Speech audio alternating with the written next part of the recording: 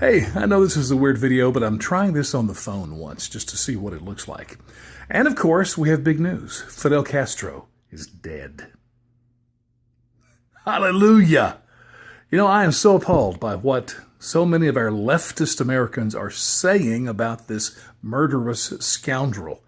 The worst thing I've heard so far, though, is the comparison between Fidel Castro and our founding father, George Washington. Are you kidding me? I mean, both were certainly revolutionaries. Castro brought a revolution to Cuba and enslaved the people, took away their freedom. George Washington led the people here and the armies here to separate from King George in England so that we might have freedom. That's a pretty stark comparison. Castro murdered, assassinated, killed, imprisoned those who disagreed with him, his own people. George Washington, I don't think, did that at all. Castro, of course, was a communist, meaning the government took control of everything and everyone. That's why so many people tried to get out of there at all costs to get here. Of course, in America, we are a democracy. We vote. We have freedom. We set our own path, make our own decisions, our own dreams. And then, of course, Castro was a socialist.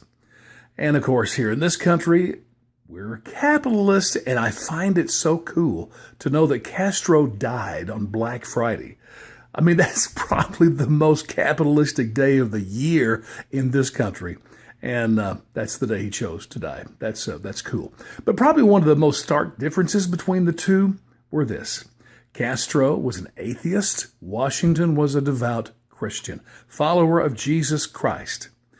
I heard a gentleman say this weekend who was raised in Cuba. He said that when he was a little boy in elementary school, he remembers his teacher once asking all the kids to bow their heads and close their eyes and pray that God would give them ice cream.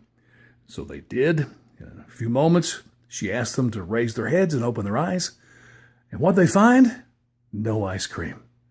And she said, if you ask Castro for ice cream, guess what you get? And of course, they got ice cream. You know what, my friends? This guy was pathetic. And so I hope none of our American officials give any type of honor to this man or go to his funeral.